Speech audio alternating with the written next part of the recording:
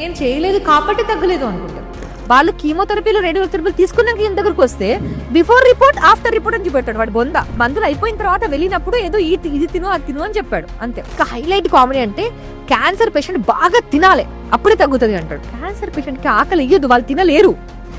ఏదైతే చెయ్యలేరో అది చేయమని చెప్పడం అనేది టాక్టిక్ అనమాట.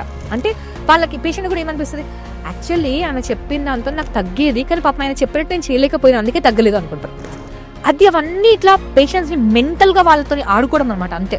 అంటే ఏది చేయకూడదో, ఏది చెయ్యలేరో, ఏది ఇంప్రాక్టికలో, ఓన్లీ కొబ్బరిన్న తాగుతూ ఏ మనిషి అయినా బతకగలుగుతాడండి? లేకపోతే ఒక కీటో డైట్ ఇప్పటి వరకు కూడా ఎవిడెన్స్ చూస్తే 3 months దాటి ఎవరు చేయలేరు.